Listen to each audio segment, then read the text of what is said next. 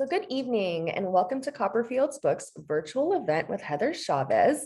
My name's Jamie Madsen and I'll be your host for the evening. So just a quick reminder to keep an eye on your chat box tonight. We'll be sharing discount codes and previous works by Heather.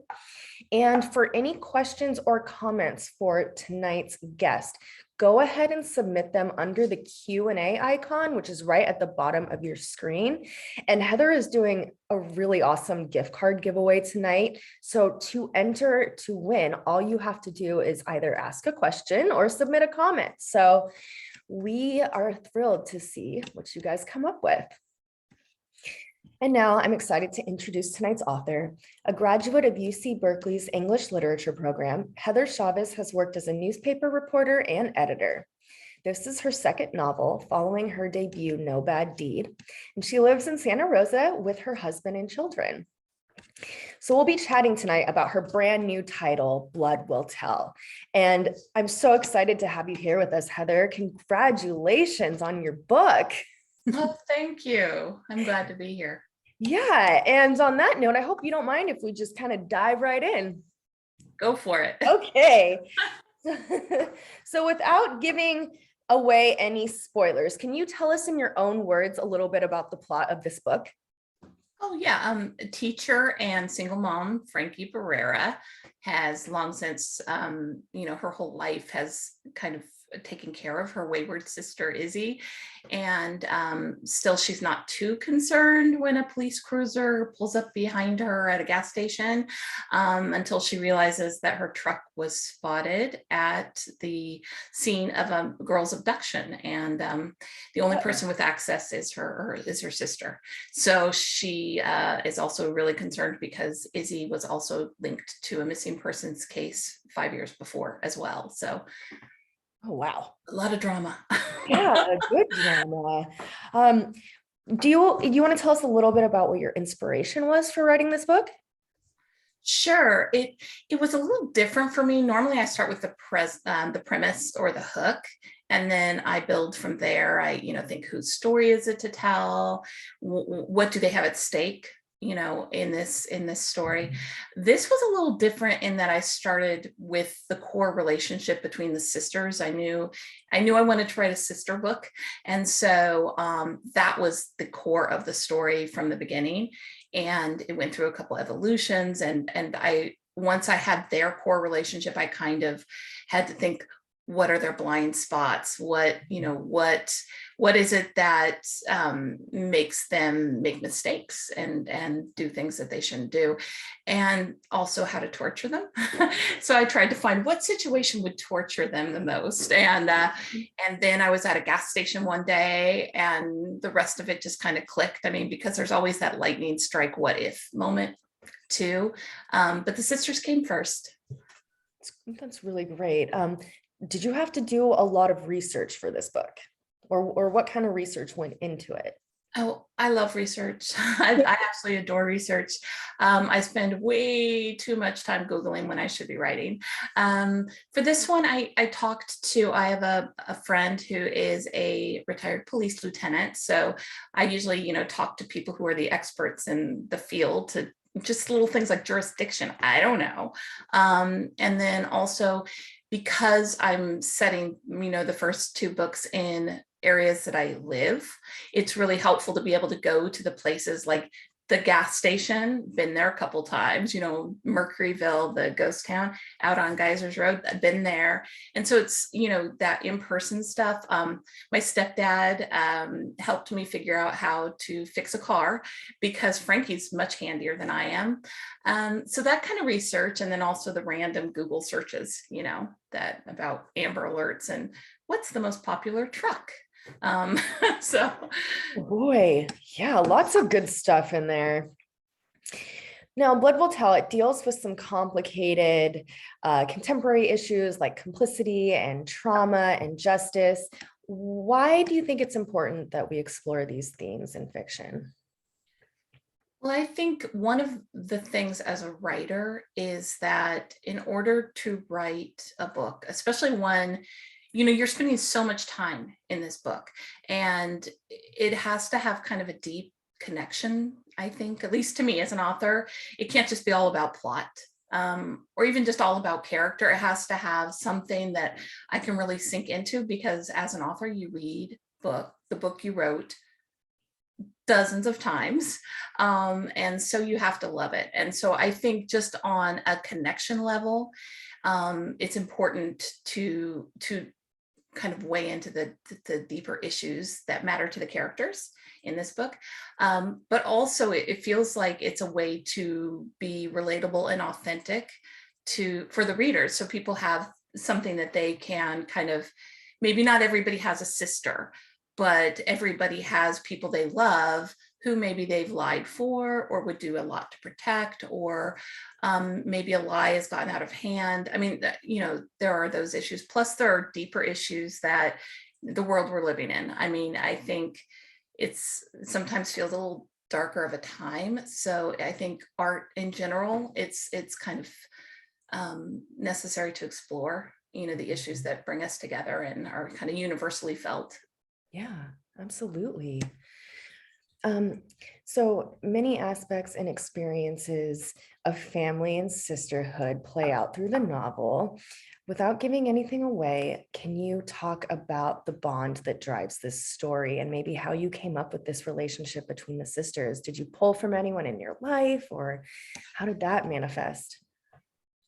Frankie and Izzy have a very complicated relationship. And that's one of the things that really drew me to tell this story, was the fact that a relationship between sisters, can be very complicated. And so it's like my own sister and I, we were very, very different, but we are also very bonded. We didn't have a whole lot in common per se, but we were still sisters, and we would maybe fight amongst ourselves, like, cats and dogs, but she would be the first one to jump in and be protective if somebody else were trying to do the same thing. So there's that bond. And Frankie really, she loves Izzy, but she doesn't quite trust her. And Izzy really relies on Frankie for everything, or a lot. But she also resents her for doing just that. And I think that is kind of how we are as people in general. The things we love most about someone or that draw us to them is also sometimes the thing that can be most frustrating. And especially if we see reflections of ourselves in them. So I kind of drew on all of that. That's really exciting. Did your sister get a chance to read the book yet? She didn't. This is a terrible segue. My sister died many years ago. I know. Sorry. And so this was kind of a tribute to her, and her memory, because it was a complicated relationship, and there were a lot of things we didn't get to say to each other. And I think that going through this book, it was having Frankie and Izzy work through their own issues, was kind of it wasn't autobiographical, but it was a little bit of a catharsis for me. I am terribly sorry that I asked, but that's a really compelling story, right? To be able to draw from something in real life. So what do you hope readers will take from Blood Will Tell? Well, first and foremost, I want them to be entertained. One of the biggest compliments, I think, at least in my opinion, is I finished it in a day. I love those. I love those kind of comments. They just really speak to me. I also hope they feel something. Like I hope, like I said, even if they don't have a sister themselves, I hope maybe they have somebody they can connect. One reader reviewer tagged me in a review that said it so reminded her of her own relationship, or maybe not reminded her of exactly, but the connection between them made her, gave her the feels, and really, was able to touch her in a way that really got to her in her soul. And that's the kind of feedback I think writers kind of live for. So so both of those things. We have a question here, and it's anonymous, so I guess we can't put them in the drawing, but was there a scene that was difficult to write, or maybe anything in particular?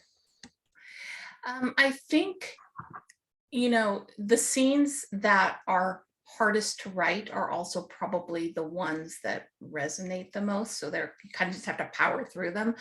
I think the scene where Izzy and Frankie actually are in person together for the first time, when they're having a conversation in the back of her pickup truck, that was difficult to write just because you're introducing these two characters who you will follow throughout the rest of the book, and you want to nail that relationship from the beginning. And so I think that one was very challenging, and also it was towards the beginning of the book, so I was just starting to explore the issues of siblinghood, and so that one was probably a challenge. I think in general, it's always, Indians are really hard to work through often because at that point, you've narrowed it down, you've funneled it down, and your choices are limited.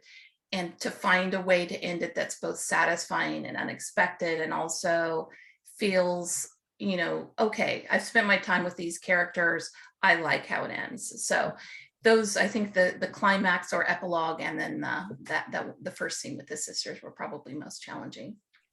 Thanks for that question. Okay, so this is your second novel. No Bad Deed was released in 2019, and we had a great event for that. Do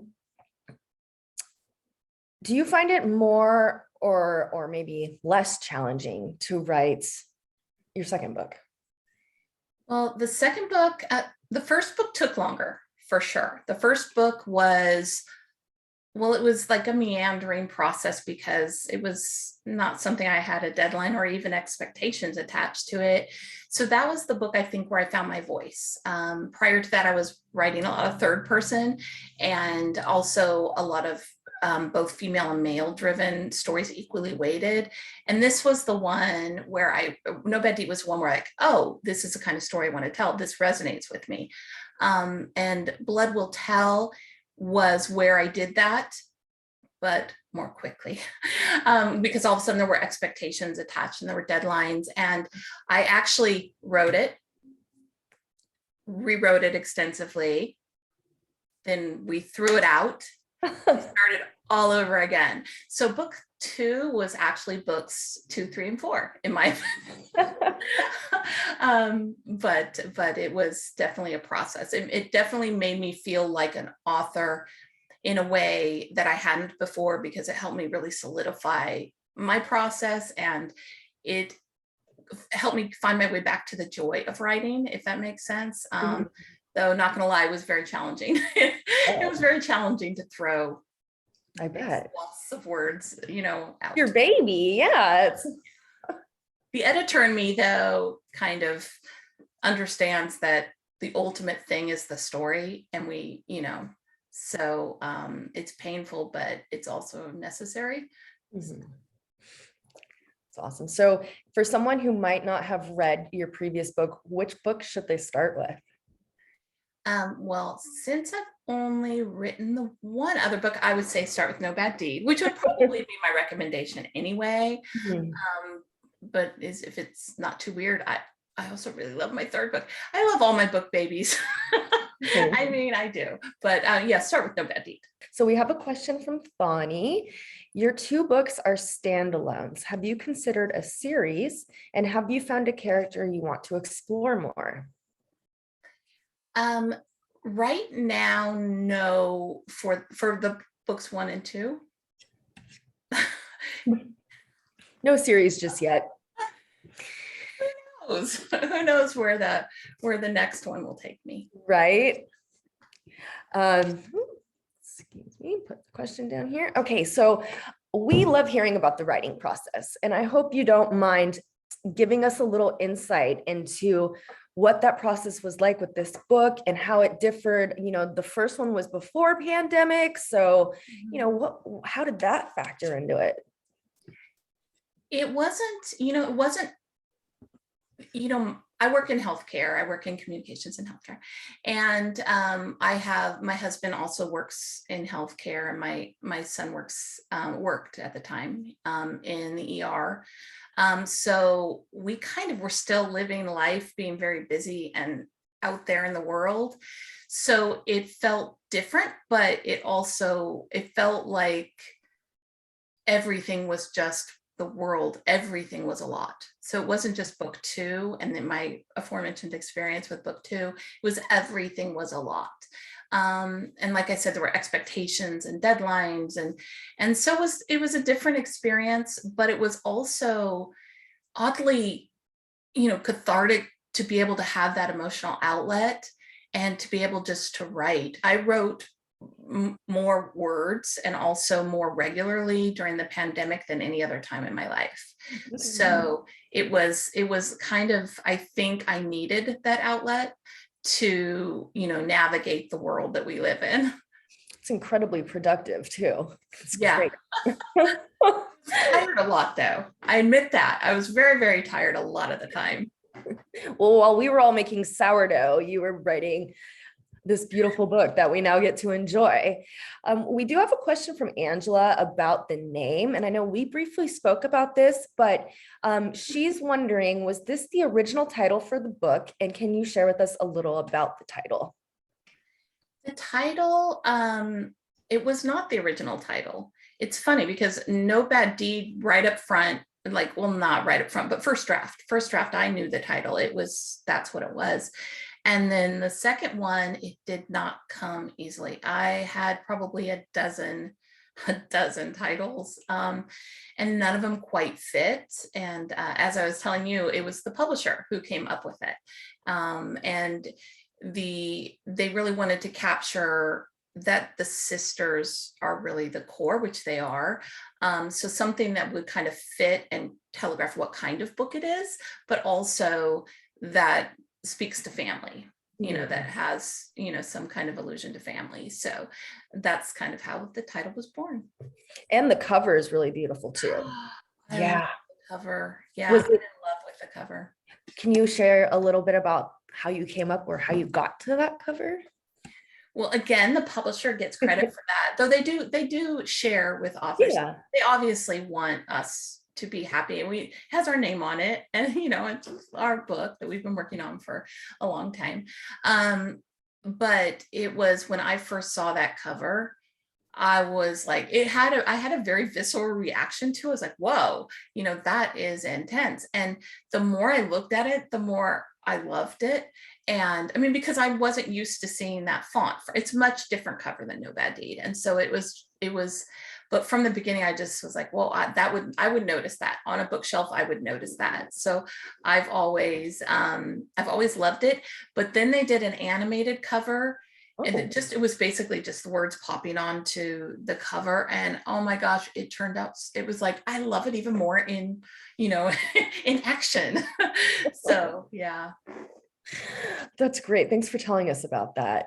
Now I'm really interested in your favorite authors in the thriller category. Are you reading anything in particular right now? Who are your favorites out there?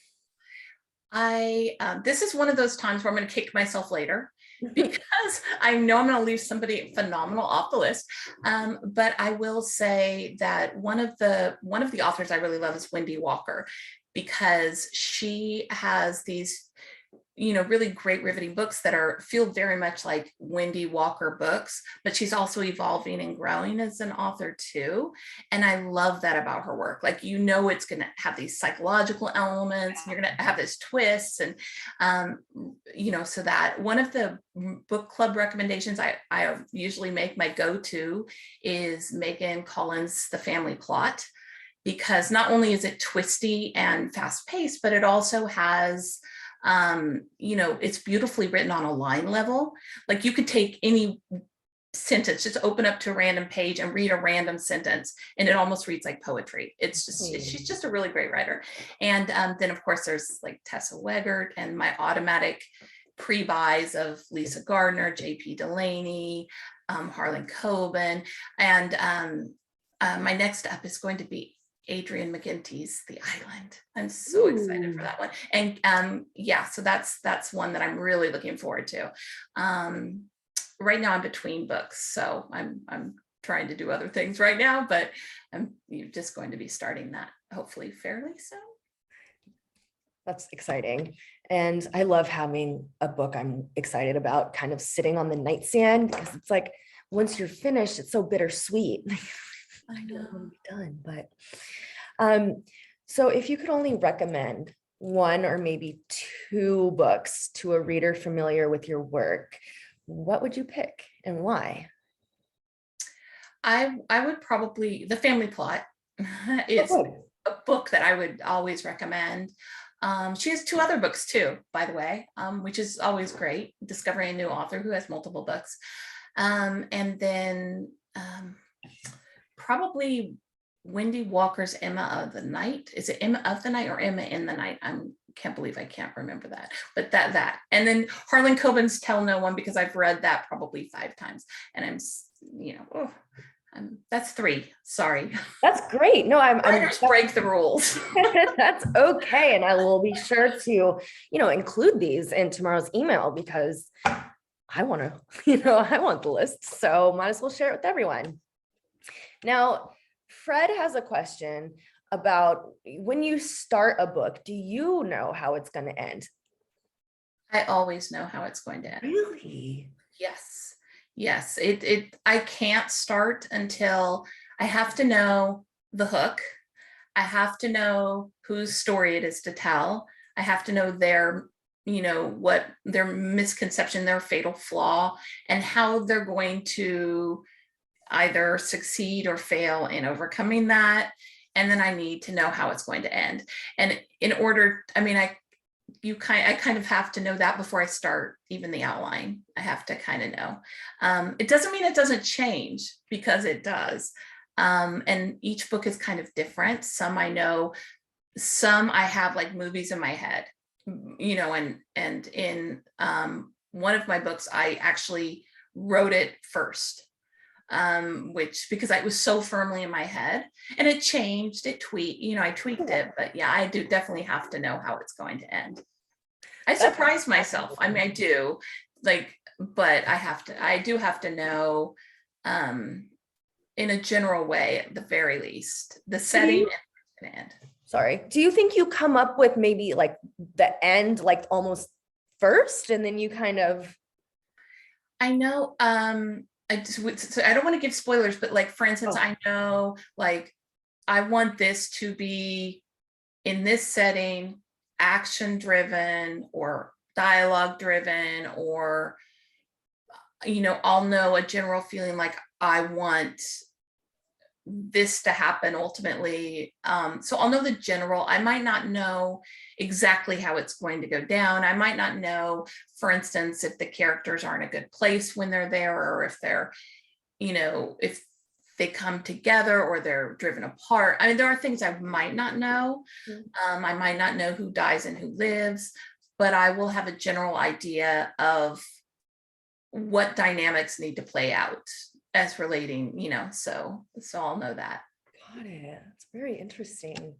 Glenda has a comment here about the cover. She says, I agree with you and Angela. The cover is mysterious and an attention grabber, and we couldn't agree more. She also has a question. What's your favorite books to read when you aren't writing your own books? I know you mentioned some really great mysteries. I'm sure those are up there, but anything else, maybe when you are looking to wind down? One of the things that I loved about being a debut for the first time was, all of a sudden you're exposed to books that aren't in your genre. And that is probably one of the things. Sometimes I'll grab, like I was mentioning, Tessa Weggert, her Shannon Merchant series it's not, it's suspense. It does have, but it's series, and I usually don't read. Well, Lisa Gardner writes series, but and Myron Bolitar. But anyway, I digress. But that is a little different than what I would write, but I love reading it. And even more like off my beaten path would be historical fiction. Ooh. And Annika Scott, she wrote The German Heiress and is now coming out with The Soviet Sisters this summer, and pre-ordered it the day the links went up, because she is an amazing author. And so those are kind of, it's nice to have exposure to people like that, people that I might not have noticed prior, but now are just like my go-to authors who are just, automatic pre-orders for me now. So That's so fun. So it's nice being in that industry where you can kind of have people help you explore it. So research. Like I said, I love research. So if there is any excuse to buy and read a book about something that is even peripherally tied to my plot, I'm all for it. great. That's great. Letty has a question. Do you identify with either one of the sisters at all? And if so, who? And she also says she loves the cover. I probably am more Frankie than an Izzy, but there are a lot of things that she is a very much a nurturer. It was funny because when I set out to write this, I really thought that there would be, because it was a sister story, that there would be more of a division of this one's me, this one's Michelle. I would have that sense of separation. But in reality, it's like I took pieces of different people. For instance, Izzy, the inspiration for her fierceness and her independence and her, just risk taking in the positive side of it, that really was based on my daughter, and very much inspired that. My sister, she was very much, she always knew she wanted to be a mom. That's something she always knew. And whereas I was like, I did not babysit. I was terrified of other people's children. I thought, okay, you do not want me around these children. I'm going to break them, or they're going to, I don't know. I was terrified. And so that's definitely was the Frankie nurturing, that kind of thing was definitely more my sister. But, and she also had more of a math brain, she's, Frankie's a math teacher. And so, there's a little bit of all of us in these characters. That is great. Well, I want to, is there anything else that's not gonna ruin the plot that you want to share with us about Blood Will Tell? I can't think of anything that won't ruin the plot, other than if you do love it, reviews are super important. So go on the sites if you have a moment, and authors appreciate that to no end. I mean, it's one of our favorite things to, and I don't necessarily read them, but just knowing that people are taking the time to do that. And if you hate it, you don't have to review it. But you can, your voice is your own. And also if you don't like it, I'm actually totally okay with that, because I just think there's no book that everybody universally loves. And if we lived in a world where everyone loved the exact same things, it would be so boring. So I would say that just if you want to review my book, I would appreciate it. But Great. And for all of you listening, we do have, time for questions or comments. And we just got one from Vicky. What actress would you envision playing the parts of Frankie and Izzy? That's a good question. That's so funny. Somebody asked me that on just this week, and I didn't have an answer, because it was like Cassie in No Bad Deed. I was like, oh yeah, this one's Jessica Chastain or Amy Adams. I just knew it. But with these characters, I think maybe because they are a little bit more, the relationship's a little bit more personal to me. There's not like a celebrity that I'm like, oh, that person. Maybe if my daughter was an actress, she could be Izzy. But she's a musician, so she, that's not her thing. But no, I can't really think of anybody, but casting suggestions, welcome. There you go. Share with us who you think. Norma's wondering, at what age did you start writing? I've pretty much always written. I, always, when my grandfather passed away, my mom found a booklet called Rabbit's First Christmas that I'd written, for in rhyme, of course. Mhm. And then I wrote like creepy novellas and short stories when I was a middle schooler. And then, so I've always written. I, wrote my first novel in my 20s, my practice books that I was like, no, no one's seeing those. But so I've always I've always loved that side of my world. Did you always know that you would eventually be a writer or write a book? I always knew I wanted to write a book. I always wanted to be published. I mean, not gonna lie, that was the dream. But I tried to set my goals around things I can accomplish on my own without outside influence, because it is so subjective. It's so subjective. So my goal was always to write a book I considered publishable and try to get it published.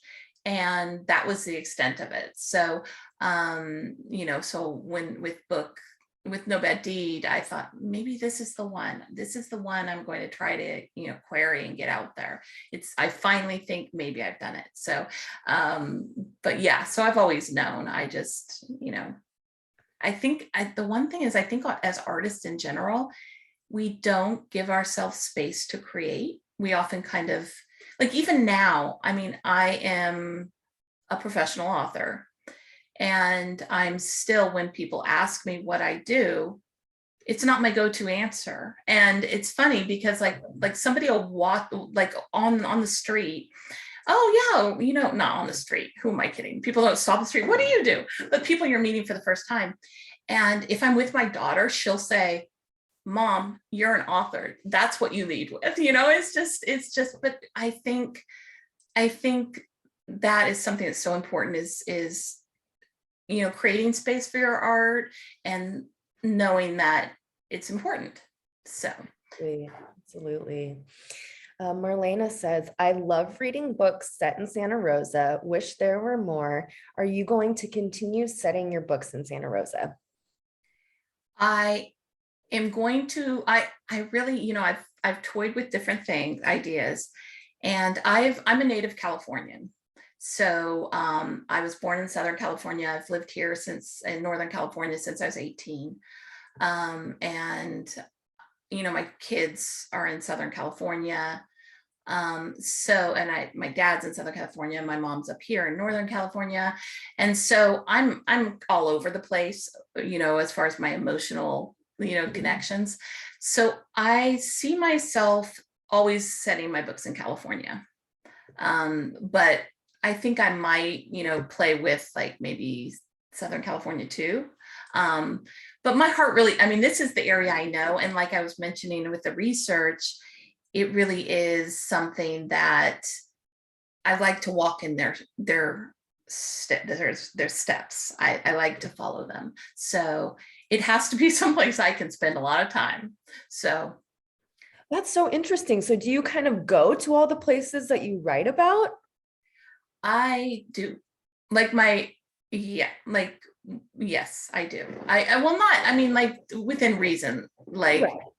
If there's an In and Out, I don't have to go to In and Out, but why not? Why not? But so but I do like I can picture every place that is in the books. No wonder you give such vivid descriptions. That's great. I know we can't talk too much about this, but are you working on anything now? Can we hope for something in the near future? I will say there definitely will be a book 3. And I only hope that you guys love the characters as much as I do. So that's great. I know it's so hard not to spill, right? We want all the details. Okay. So Vicky, and you kind of touched on this, but what authors are your inspiration or maybe inspired you as a young girl? That would I mean, the first book that inspired me I was always a reader. I mean, I've always loved to read, but was Dean Koontz and Whispers.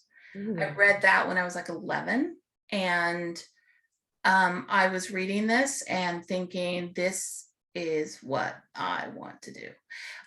It was that book that really made, like, kind of solidified, this is the book I want to write. I want to be Dean Koontz. And so that is really, and then I've read every one of his books since. So I think that is probably the one who first inspired me. And I was also very inspired by Lisa Gardner, because I've read all her books too. And she's consistently amazing. So I would say those are my two probably biggest inspirations. That's great starting point, man. Well, I'm going to leave it open to the floor for any additional questions or comments, but we have, quite a few people here to go through for this gift card. How many comments are there? Well, are there 18? Well, let me see. Because if there probably is more than 18, because some people I would pick number 18, because that's kind of when Izzy's makes her first big mistake. Okay. So that's a good number. That is a good number. That's a good reasoning. We will figure this out after. I won't bore you guys. I think it might be Marlena. And then, so I'll be giving away a $50 Copperfield's gift card. Wow. So whoever is lucky number 18 will just have to maybe email me at heatherchavez.books once, Yeah. And I will include something in tomorrow's email about it. Just a reminder. Yes, perfect. Jory has a quick last question. What made you want to write mysteries and thrillers? Besides all these great books that you were reading, what contributed to that? That pretty much, I was a former journalist. And so that is, in addition to Dean Koontz, kind of making me interested. It was really when I was a journalist and I started kind of looking at these things, horrible things that people did to each other and people they professed to really care about, and they were doing these horrible things. And of course, there's that question of what if, what caused them to do this? Why? What if this happened? What would, how would it change the relationship? And, it's having access to those places you can't have access to, like people's darkest thoughts, and also behind those closed doors of your neighbors, so it's just imagining what's going on in those secret places is kind of, why it's family. Usually, there's a big family element in my books because it's the people, and I think it also increases, the intensity of the personal stakes. If you're talking about domestic suspense or thrillers, or there's that element in it. Absolutely.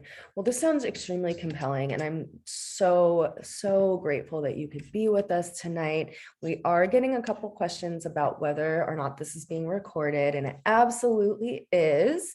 Everyone will receive an email tomorrow that'll have a link to the recording. It'll have the discount code. It'll have tonight's title, her previous title, and a note, which I think is going to be from Marlena, to email us about your gift card.